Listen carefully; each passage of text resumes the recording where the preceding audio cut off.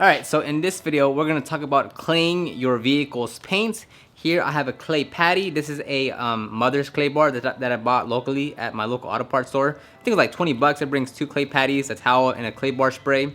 And then this is a Nano Skin clay bar mitt. I think this is the medium grade one. It's blue, so I think this is the medium. I believe there's a fine and a medium, depending on the severity of the condition you're working on. But I only have one so far, as this does most of the job. I think, if I'm wrong, correct me. I think this is the medium grade one.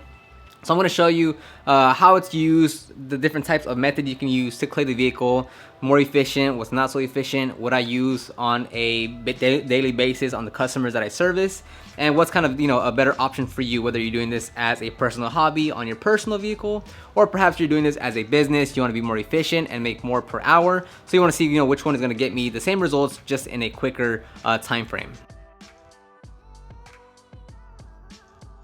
So the mobile rig behind me is a 2009 HHR panel, and this one specifically doesn't need to be clay barred because I kind of maintain it. I did this a few months back, so there's no, I can't show you, it's not going to be a perfect example.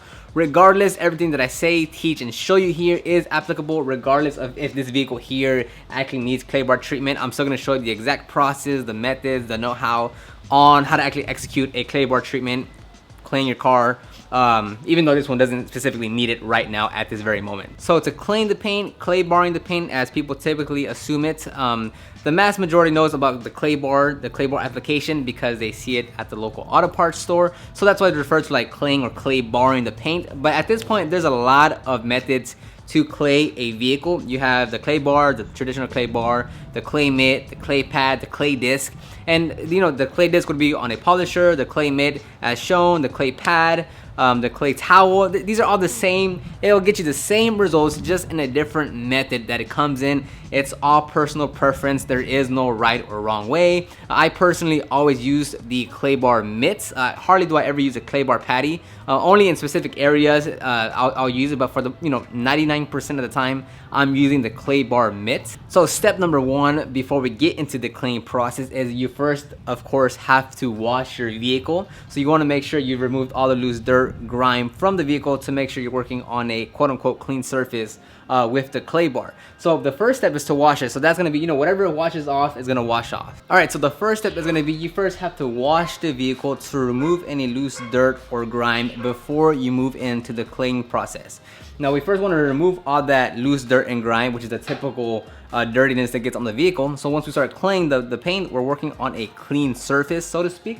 So first things first, you have to wash the vehicle. However you do that, I personally go with a rinseless wash method 99% of the time. But for this instance, since I'm only working on one panel, I'm gonna go with a waterless wash. So I'm just gonna spray it down. It's already dosed down, and I'm just gonna use one towel to wipe it down. Again, traditionally, however you wash the car, you want to do the entire vehicle to get it clean.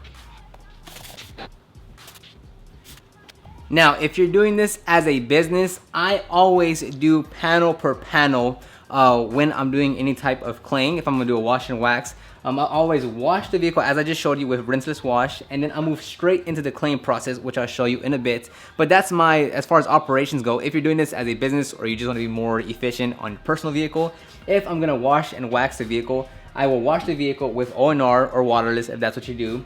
And then I won't dry it immediately. I'll then go straight into the cleaning process, dry it down, then apply the wax. Just a quick tip.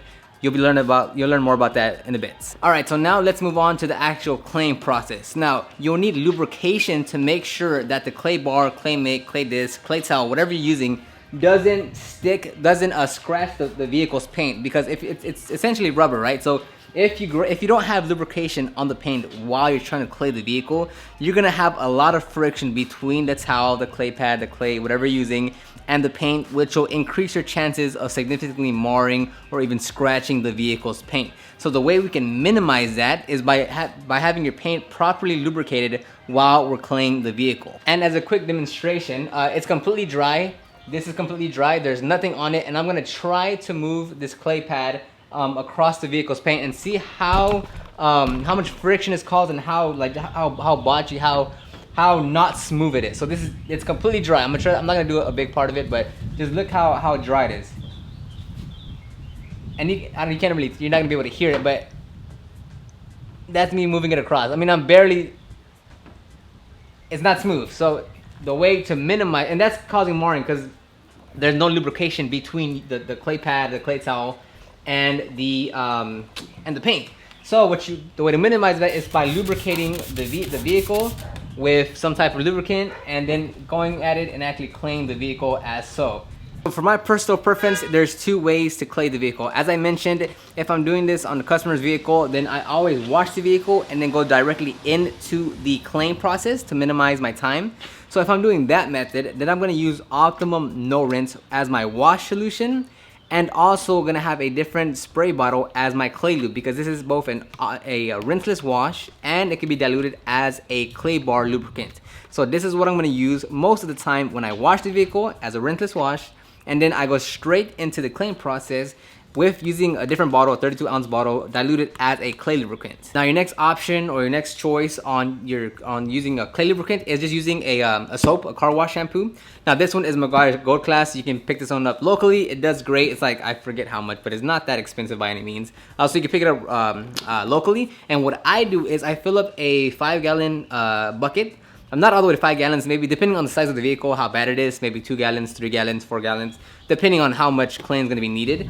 And I'll use that as a clay lubricant. So with the Optimum No Rinse method, where I'm using both the rinseless and the clay lubricant, I'm gonna wash the vehicle with my washing process, and then I'm gonna go directly into spraying the paint with the clay lubricant, and then going into actually claying. If I'm using the car wash shampoo method as a lubricant, then I'm gonna fill up the water to 2, 3, 4, or 5 gallons, however much I need for the vehicle. And then I'm gonna be dunking in the clay bar, the clay pad, and then bringing it onto the vehicle to actually clay. So I'll initially wash the vehicle with Optimum No Rinse, and then I'll use the bucket with soapy water, dunk in the actual clay pad, and then go directly into claying without actually spraying on the clay lube onto the paint. So with the first option is I'm spraying it on directly to the paint, then I am claying, and then I'm drying. Since I'm using soapy water here, then I will wash it with Optimum No Rinse. I'll dunk it into the bucket with soapy water. That soapy water that I have on the clay bar in my hand will become the lubrication.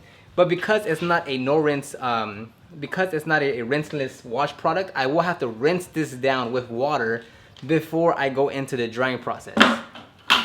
So with the Optimum No Rinse, I can wash, spray directly with the spray bottle, clay, and then dry and apply the wax. If I'm using a soapy water solution to use the clay lubricant, then I'll do the Optimum No Rinse wash. I'll go straight into by dunking the clay bar, claying the paint, but then I'm gonna have to add another step and rinse this off down because it's soapy water, and then I'll be able to dry and then apply the wax. Now the pros and cons to that is well, not pros, but so much just saying that you will have to add another step into rinsing off that soapy water if you do choose to soak it into a bucket of water. I've done both methods when I'm working with customers. Sometimes I'll go with the Optimum No Rinse with the Optimum No Rinse clay lubricant. Sometimes I'll go with the soapy water, but I'd say 90% of the time I'm using the Optimum No Rinse because it's just more efficient in my scenario. All right, so I'm assuming most people are gonna start off with the clay pad because you can locally buy this instead of ordering it. And this is like, I think the box which comes with the instant detailer as a clay lubricant, 2 clay bars and a towel. I believe it was like 20 bucks. The Nano Skin clay mitt was $45, so it's a much higher price range. Now the pros and cons of those two specifically is this one, you can only use it so many times, especially if you drop it, you kind of have to throw it away because it'll literally pick up anything that it touches.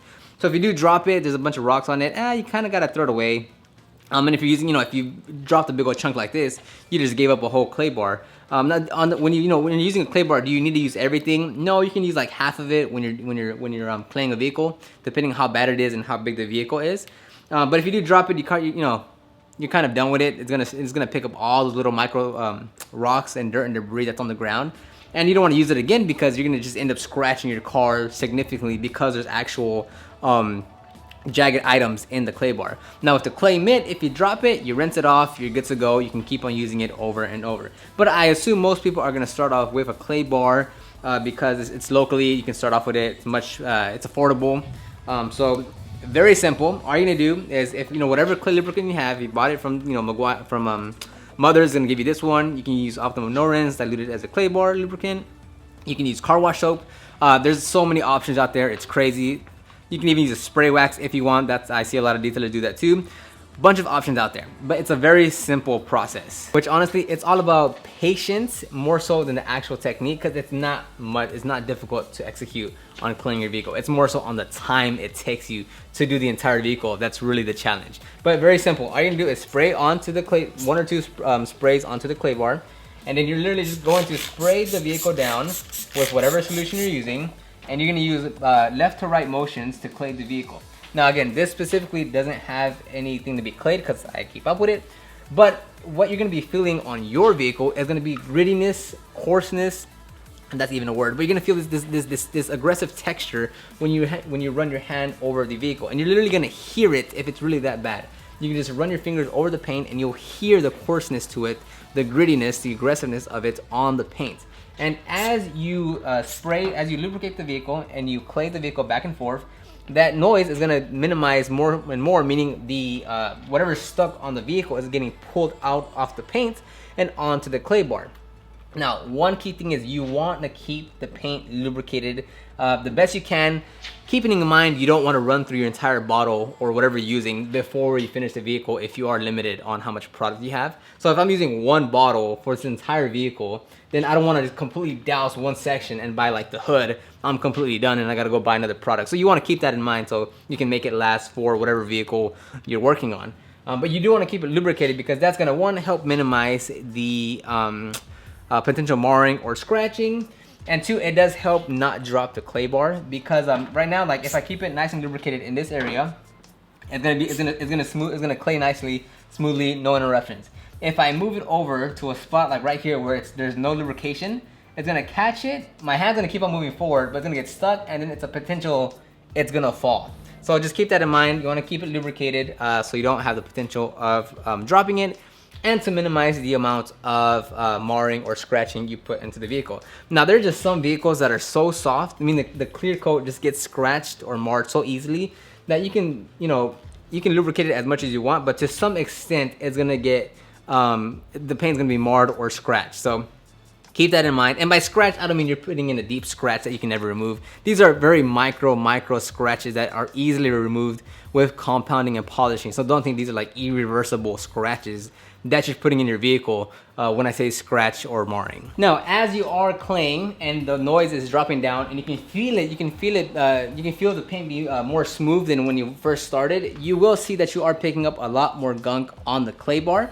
Now here specifically, let me show you real quick. Again, this vehicle doesn't have anything to be clayed because I keep up with it, so there's not much to it.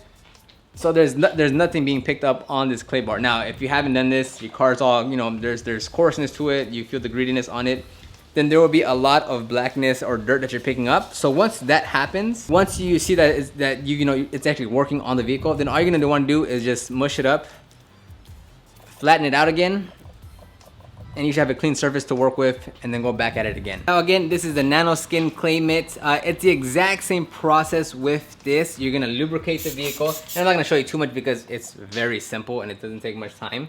But you're gonna lubricate the area, and literally same way, you're literally just going to clay the area with this mitt. Now, personally, this is why I am such a big fan of the clay mitt, not the clay bar, because you can just cover a lot of more surface area. If you drop it, you just rinse it off and you're good to go again. It's much more comfortable to hold in your hand, whether it be using the pocket to slide your hand in, or using it above. You can rest it on top of the vehicle because the other side is just microfiber. So overall, I enjoy and prefer using a clay mitt over using a clay bar. Now, as far as using the clay disc on a dual action polisher or using a clay towel, I haven't really used those. The clay towel I've used in the past works just as great as this, but I still prefer using a clay mitt. The clay disc, I've never used it, so I don't have an opinion on it. So I can't give you much opinion there. But as mentioned, I do prefer the clay mitt much more over all the other options on the market. Now, a lot of detailers like to debate and say, hey, if you're going to clay the vehicle, you will mar it to some extent. You will put some micro scratches to an extent. And yes, you will, because you are just putting pressure onto the vehicle. So to some extent, you will. And a lot of detailers like to say you must follow that up with polishing.